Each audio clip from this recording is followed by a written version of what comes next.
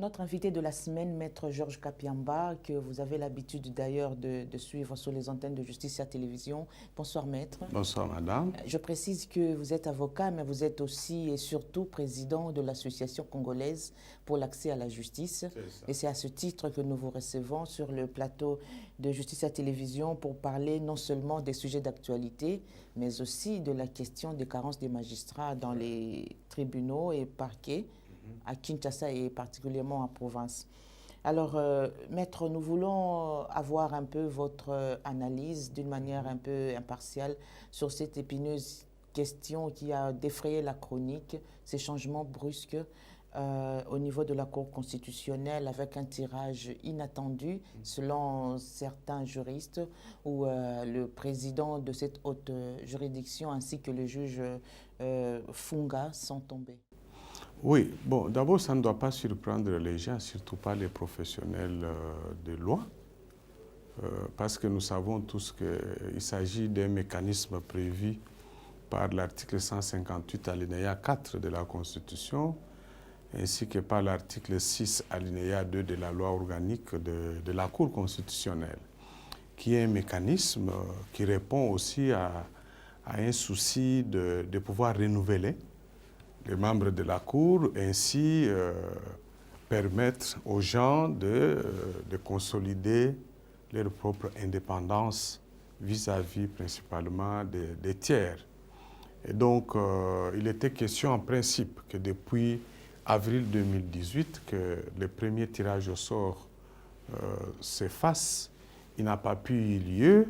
Il y a eu un tirage au sort qui s'est fait les jours même où un des juges était décédé, le fait Kalonda. Justement, ceux qui sont là, notamment le président, lui faisait partie, au fait, il travaillait sur base de la continuité de ce dernier Il est venu achever le mandat de fait Benoît Luamba. Donc, et il ne pouvait pas échapper. Ça veut dire que si fait Luamba était lui-même là, il allait être soumis aussi au tirage au sort et peut-être que c'est lui-même qui allait être tiré au sort. À ce moment-là, je crois que ça ne pouvait pas scandaliser les gens. Selon vous, il n'y avait pas eu une procédure irrégulière? Non, selon vous, non, ça s'est fait conformément à la loi. Mais pourquoi cette agitation dans les deux sens? Alors, l'agitation, il faut comprendre, c'est que ça ne se faisait pas dans l'esprit des membres de la Cour constitutionnelle, et on sait que même les autres fois que ce tirage au sort a raté, c'est parce que les membres eux-mêmes ne voulaient pas s'y soumettre.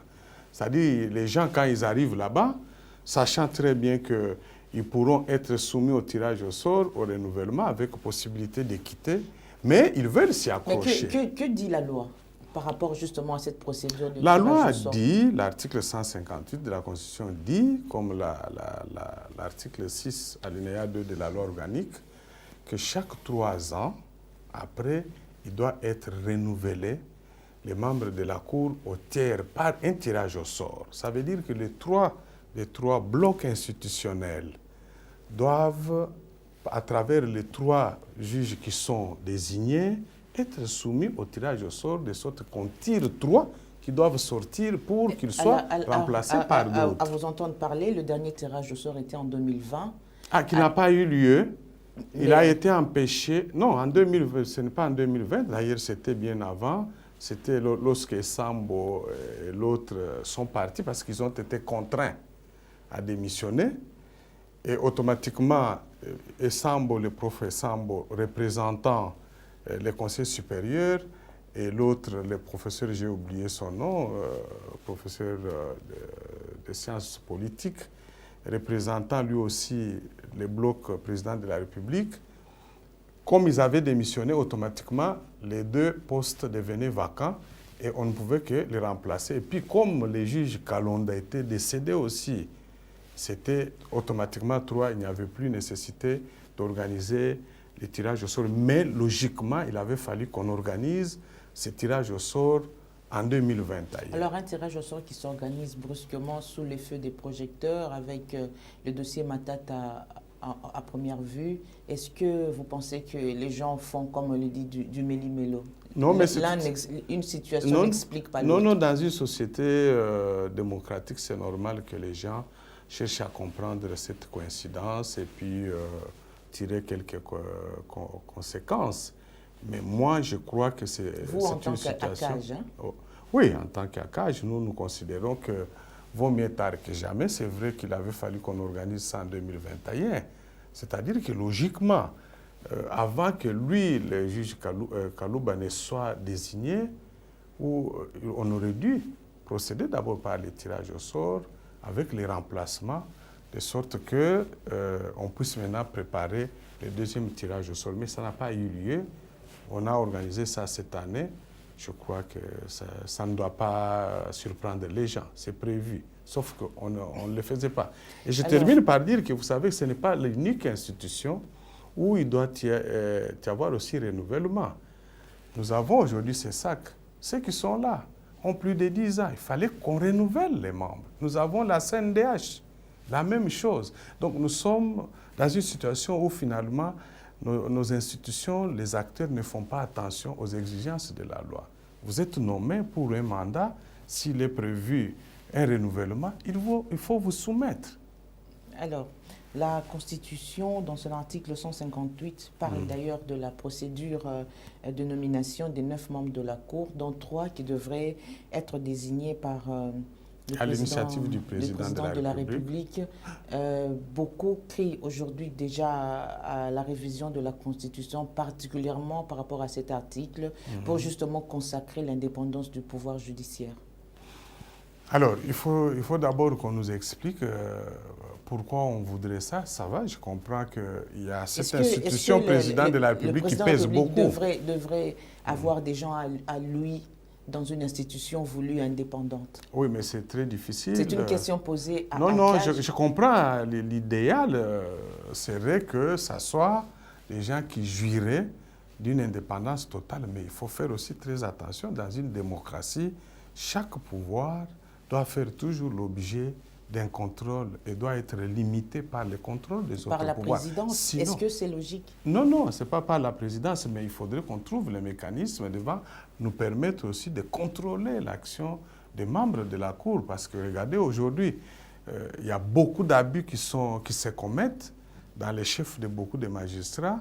C'est parce que le Conseil supérieur ne les contrôle pas. Et voilà, justement, cette initiative, par exemple, des désignations des magistrats de la Haute Cour devrait être l'apanage total du Conseil supérieur de la magistrature et non de l'initiative d'un pouvoir. Vous ne trouvez pas? Alors, il faudrait que le Conseil supérieur lui-même donne plus de garanties.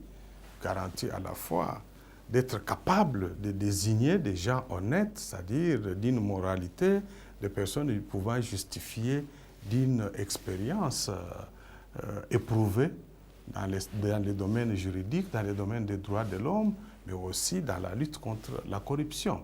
Mais nous sommes dans une situation où aujourd'hui les magistrats lui-même est trop contesté dans l'opinion par rapport à cet élément-là, l'intégrité. Ils sont combien aujourd'hui qui peuvent valablement convaincre tout le monde qu'ils peuvent accomplir cette tâche-là sans que plus tard on puisse se regretter. Moi, je crois que nous sommes dans un système, une situation institutionnelle de collaboration, d'équilibre entre les institutions. Essayons d'étudier une autre institution ou un autre système institutionnel qui devra assurer l'équilibre. Et le travail d'ACAJ, justement, l'Association congolaise pour l'accès à la justice, devrait faire plus de plaidoyer par rapport à ça. Nous le faisons. Est-ce que vous le faites? Nous le faisons d'abord notre plaidoyer depuis 2018. Si vous allez même vous cliquer sur Google, vous trouverez des lettres, des communiqués. Nous avions énormément mené des actions pour attirer l'attention de l'ancien régime sur le fait qu'il fallait activer les mécanismes de renouvellement. Parce que si nous sommes arrivés là aujourd'hui avec des juges qui s'accrochent, qui viennent sans savoir qu'ils peuvent être soumis au tirage au sort et qu'ils peuvent partir même après 2 mois, hein, parce que c'est ça aussi le problème des tirages au sort. Vous pouvez partir, vous êtes là 1 mois, 2e mois si c'est organisé, on tire et puis vous partez. Mais la loi ne prévoit pas non plus qu'il faut tirer au sort n'importe comment. Hein. Il faut pas rigoler. Non. La loi a prévu qu'on tire au sort sur 3 par rapport, par bloc. Ça veut dire que dans les 3, lorsqu'on met dans l'urne, on met 3 papiers avec les noms de 3 juges représentants les blocs institutionnels. Même si vous êtes entré il y a 2 mois, 3 mois, votre nom va se retrouver là-bas. On tourne. Si celui qui tire votre nom, vous partez. Mais le tirage au sort ne peut pas être confondu avec le règlement des comptes. Non, il n'y a pas de règlement des comptes. Non, pas du tout, parce que nous nous soumettons à beaucoup de tirages au sort. La RDC, dans d'autres aussi situations. Au niveau du sport, nos équipes, généralement, lorsqu'on constitue des poules pour jouer le foot, nous acceptons les tirages au sort. Ça fait quand même 20 ans ou plus que vous êtes président d'ACAJ. Est-ce que vous serez d'accord d'être soumis au tirage au sort vous-même? Pas tiré au tirage au sort parce que nous avons des statuts qui prévoient le remplacement par voie d'élection. Et d'ailleurs, je vous annonce que d'ici là, l'ACAJ va connaître une transformation parce que nous avons une petite ambition modeste de nous ouvrir dans 2 ans, d'ouvrir la cage à avoir au moins une dimension continentale. Nous disons que nous sommes le seul pays, la RDC aujourd'hui, où nous subissons l'envahissement des organisations qui viennent des autres pays. Pourquoi nous ne pouvons pas aller aussi vers ces pays-là, aller nous installer? Donc, nous comptons les faire et je crois que il y aura des transformations. Peut-être vous me verrez sous une autre casquette, pas toujours du président de la CAJ. Bon vent à vous, maître. Merci. Alors, l'autre question, c'est justement, vous avez parlé des garanties du Conseil supérieur de la magistrature par rapport aux problèmes qui se trouvent dans le secteur judiciaire par rapport aux magistrats. Aujourd'hui, Justicia constate une carence extrême des magistrats dans les provinces, une situation qui devient de plus en plus préoccupante. Dans le pays, près de 3000 magistrats pour 80 000 habitants et tous pratiquement 80% concentrés dans la ville de Kinshasa. Voilà. Et comment vous analysez cette situation? Alors, oui, mais il y a des faillances dans les chefs du Conseil supérieur de la magistrature. Parce que regardez, pour opérer des mutations, des promotions, retraites, traiter les dossiers des magistrats, il faut organiser les assemblées générales du Conseil supérieur de la magistrature pour que les magistrats même débattent de ces questions, qu'ils prennent conscience. Mais ça s'organise après chaque rentrée judiciaire. Mais ça ne se fait pas malheureusement. La loi, leur propre loi prévoit ça. Non. Ça doit se faire avec la presse. C'est un conseil supérieur, c'est-à-dire l'assemblée générale des magistrats. Mais lorsque le conseil socio-économique organise sa propre plénière, sa rentrée, mais ça s'annonce. Mais pourquoi les magistrats, eux, lorsqu'ils doivent organiser leur propre plénière, ils doivent se cacher? Ils doivent le faire comme tout le monde parce que c'est un service public et ça intéresse la société civile, les médias ainsi que les citoyens. Mais on tire toujours à bout. Ils n'ont jamais organisé, depuis surtout que l'ex-président Dieudonné Kalouba était là, jusqu'à ce qu'il est parti. Mais il a fait moins d'une année, hein, donc il y a les temps d'abord pour mettre les bases. Non, il n'était pas. Non, il est venu, il a trouvé déjà des bases, des fondements étaient là. Il y a un secrétariat permanent du CSM qui était là avec tous les dossiers. Les préparatifs étaient en cours. Le dernier recrutement remonte à 2010. 2010, il y a eu pratiquement 1000 magistrats, appelés magistrats de la tolérance zéro, qui ont été recrutés. À cette époque, Dieudonné Kalouba n'était pas encore là. Voilà, oui. Donc, la situation est chaotique depuis bien longtemps, d'ailleurs. Non, on ne met pas sur son dos tous les abus que les gens déplorent aujourd'hui dans l'administration de la justice. Nous disons tout simplement qu'il a été pistonné à ce poste-là pour venir apporter quand même un début de changement, même malheureusement. C'est vrai que nous reconnaissons à son actif le fait qu'il ait contribué au prononcé de plus de 1000 arrêts. Ça, nous avons fait ce travail au niveau de la Cour constitutionnelle. C'est pendant vraiment son règne que nous avons vu la Cour constitutionnelle abattre ces records-là, mieux d'ailleurs que les autres hautes juridictions, notamment les conseils d'État et la Cour de cassation. Mais en dehors de ça, dans sa fonction en tant que président du Conseil supérieur de la magistrature, nous continuons à dire qu'il n'a pas fait assez là où nous l'attendions, notamment l'organisation des assemblées Vous ne trouvez générales. pas des explications peut-être concrètes pour comprendre pourquoi les magistrats affectés en province préfèrent s'installer dans les grandes agglomérations? Ils avancent souvent. Nous sommes en contact avec eux. Il y a deux raisons. La première raison, c'est que lorsqu'ils sont les décisions d'affectation, elle est prise, on notifie, on ne donne pas les frais notamment d'installation, les frais pour couvrir les transports, les coûts des transports, à la fois pour les magistrats, mais aussi pour sa famille. Et même quand ils s'organisent même pour aller jusque sur les lieux d'affectation, ils se rendent compte qu'il n'y a ni logement pourvu et même pas des moyens rudimentaires de travail. Et donc, nous avons là une situation très difficile aussi pour les magistrats. Donc, le problème, c'est le budget affecté au fonctionnement. C'est le budget, c'est parmi les problèmes ou les choses qui nous font regretter son passage. Il n'a même pas pu faire adopter, examiner, adopter les budgets du pouvoir judiciaire qui devait être intégré dans le budget général de l'État. Or, il fallait faire ce travail-là pour commencer petit à petit, non seulement à résoudre les problèmes de fonctionnement du pouvoir judiciaire, mais aussi les problèmes d'investissement en ce qui concerne la construction des logements, du personnel judiciaire, des magistrats, mais des palais de justice. Vous envoyez quelqu'un dans un tribunal de paix, par exemple en Gandajika, où il n'y a pas de palais de justice. Ils vont siéger où? Sous les manguiers? Alors, cette situation, évidemment, pousse quand même certains magistrats en province à abuser de leur pouvoir parce qu'ils ils sont pas surveillés. Ils ne sont pas surveillés. Exact. Aujourd'hui, quelles sont pour vous les pistes de solution au-delà des personnes, mais en termes d'institutions? Parce que ça va faire plus de 20 ans que cette situation persiste. Oui, c'est-à-dire qu'il y a absence totale de contrôle.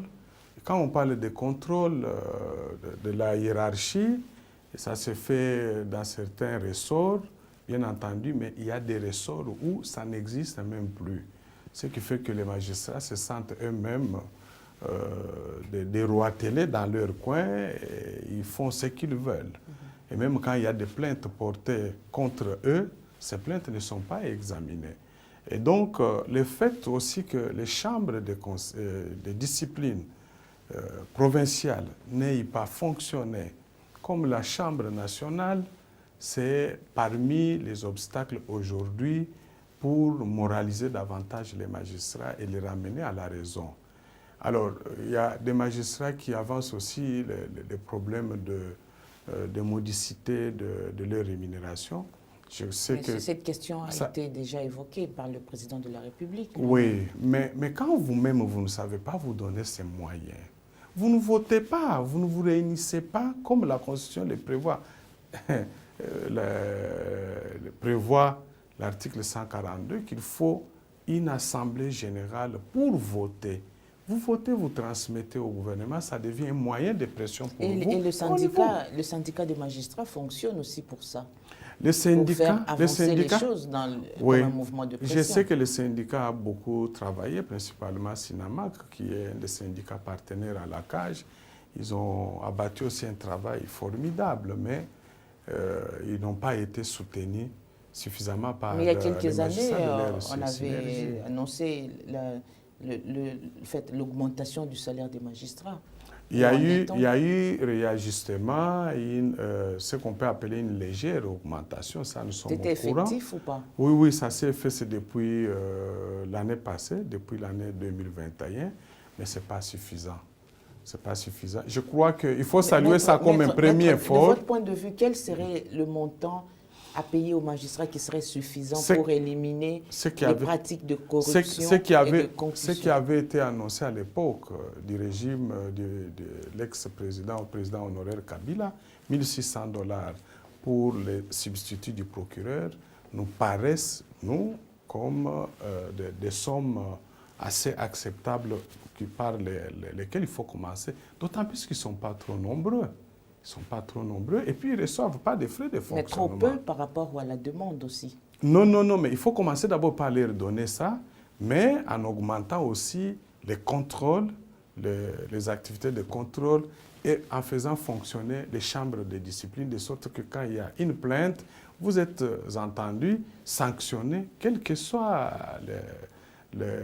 la sanction, mais au moins ça va pousser les gens à prendre conscience du fait qu'il ne faut plus faire quoi que ce soit. Et il ne faut pas perdre déjà les avantages qu'on a. Mais quand on ne fait pas avancer les deux, je crois que ça pose un problème. Et sur ces points-là, nous disons souvent à la CAJ que la responsabilité est partagée entre les conseils supérieurs de la magistrature et les gouvernements, sans oublier aussi les parlements. Mais aussi leurs partenaires que vous êtes.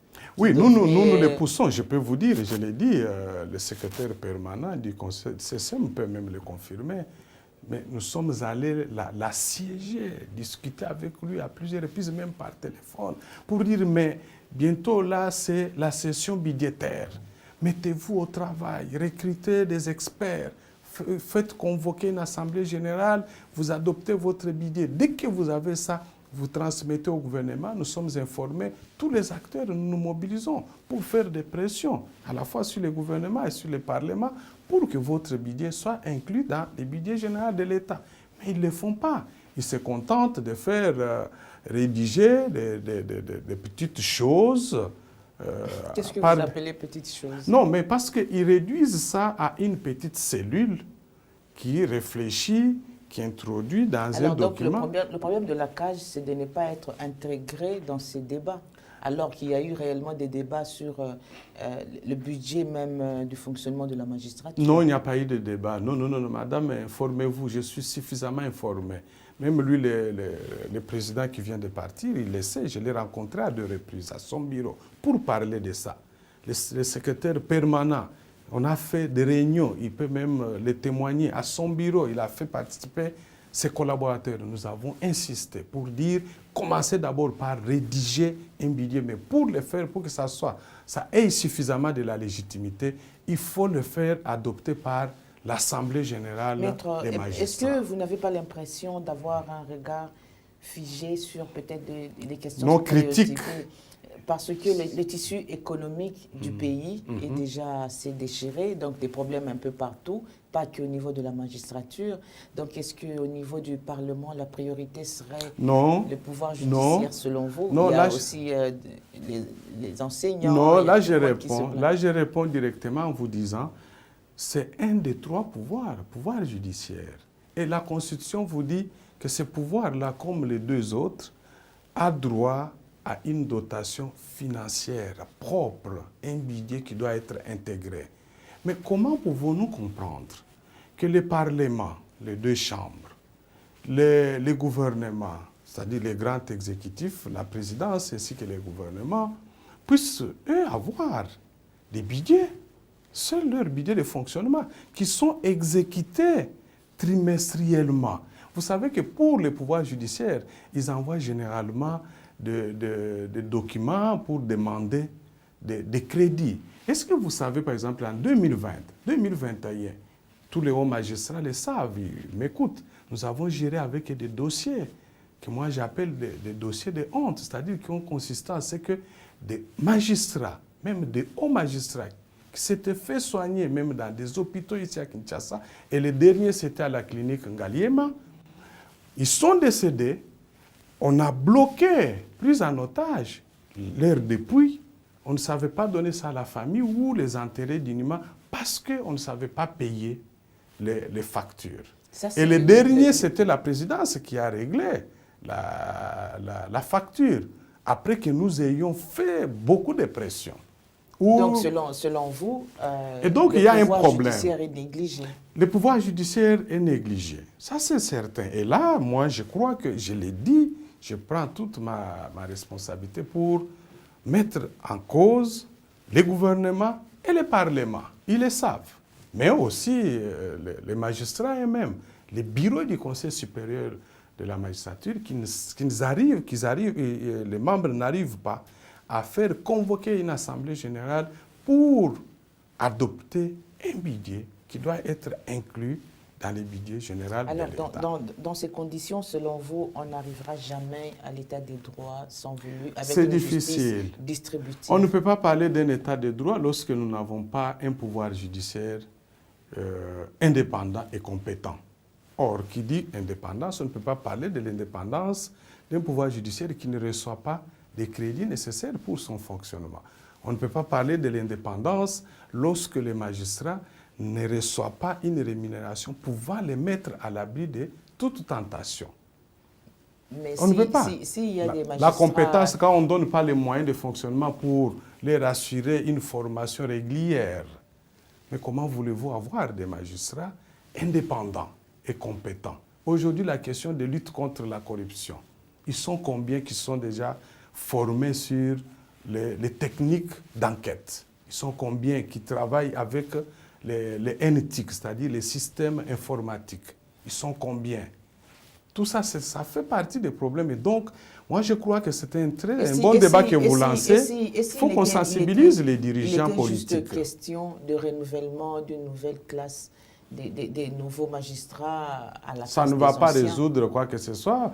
Même si aujourd'hui on recrutait autant de magistrats, ça va par contre faire empirer la situation. Parce que le peu, vous avez parlé de plus de 3000, mais les statistiques en notre possession faisaient état de 2400. Alors, quelle est, en conclusion, selon vous, les pistes de solutions pour relever le niveau de la justice congolaise? Alors, la première proposition pour nous, c'est que, comme le président de la République l'a promis en décembre passé, lorsqu'il s'adressait aux deux chambres réunies en congrès, il faut rapidement qu'on procède à la nouvelle mise en place. Nouvelle mise en place qui doit concerner principalement les plus hauts responsables, que ce soit côté parquet ou côté juridiction. Et là, ça doit toucher tout le monde. Parce qu'il faut des hommes et des femmes qui accepteraient ces fonctions-là en se disant que nous acceptons de faire de l'apostolat. C'est important d'abord. Mais cela ne veut pas dire que le gouvernement doit, lui, se dédouaner de son obligation de mettre des moyens à la disposition de cette justice. Donc il faut que, au moment, après avoir fait la mise en place, il faut qu'on mobilise des moyens conséquents pour le pouvoir judiciaire, son fonctionnement, la formation, les traitements, bref, des questions socio-professionnelles. Mais aussi peut-être travailler sur la question de l'indépendance du pouvoir judiciaire. Mais l'indépendance... Ça, c'est l'épineux problème aussi. Mais l'indépendance, nous, le peuple congolais, à travers notre constitution, nous leur avons donné, proclamé cette indépendance. Ça doit être un état d'esprit. Ils doivent s'armer de ça. Le président de la République le dit souvent... Peut-on être indépendant en n'ayant rien en poche? Oui, ça, je sais que ça, ce sont des choses qui affaiblissent, qui diminuent l'indépendance. Mais il faut d'abord que, psychologiquement, qu'ils soient armés de cet esprit d'indépendance eux-mêmes. À ce moment-là, quand ils vont se montrer davantage très indépendants, je sais que même l'opinion publique va les soutenir. Aujourd'hui, il est difficile, si vous faites un sondage, par exemple, pour dire que est-ce que nous pouvons augmenter les salaires des magistrats, vous verrez que beaucoup de Congolais vont être réticents. Ils vont dire non parce qu'ils ne font pas bien leur travail. Ça veut dire qu'il faut qu'ils mettent en tête qu'ils sont redevables vis-à-vis du peuple congolais, parce que c'est un service public, mais qui doit être aussi compétitif, qui doit être aussi performant. Mais les performances ne doivent pas s'analyser seulement dans ce que moi j'appelle l'ostentation que nous constatons chez certains magistrats, c'est-à-dire les goûts, la course effrénée vers l'acquisition des parcelles. Aujourd'hui, il y a beaucoup de conflits dans lesquels nous les traitons, madame, et nous avons des dossiers. Et la plupart des chefs le savent, nous les avons déjà saisis. Dans des conflits parcellaires, vous retrouvez que parmi les personnes, les challengers, il y a des magistrats, ce sont eux qui soutiennent X et Y, ce n'est pas normal. Lorsque les citoyens apprennent ce genre de choses, ils perdent totalement l'estime et la considération dans la fonction du magistrat. Donc il faudrait qu'on rétablisse la fonction, non seulement fonction régalienne du pouvoir judiciaire, mais aussi la fonction sociale du magistrat. Pour il faut que les citoyens... cette noblesse. Exact. Il faut que les gens sentent, se disent, quand il est devant les magistrats, vous voyez même quand on est devant la barre, les gens, quand ils s'adressent au magistrat, ils s'inclinent. Mais ça a tout un sens quand on s'incline. On ne peut pas s'incliner devant n'importe qui. C'est un honneur qu'on leur rend. Il faut qu'ils arrivent aussi à capitaliser et à conserver cet honneur-là par leurs propres actes. Il faut une bonne qualité de jugement, il faut prononcer dans les délais, il ne faut pas se familiariser avec des justiciables, il ne faut pas rendre visite aux justiciables. Bref, il faut qu'ils se protègent en observant davantage leur déontologie. Maître Georges Kapiamba, je vous remercie pour votre intervention. C'est moi qui vous remercie. Je rappelle à nos téléspectateurs que vous êtes président de l'Association congolaise pour l'accès à la justice. C'est à ce titre que vous êtes venu apporter votre expertise sur ces questions d'actualité. Au débat de la société. Sur le fonctionnement de notre justice, exact. Bien sûr. Merci. Et bon, tous les programmes sur Justicia Télévision.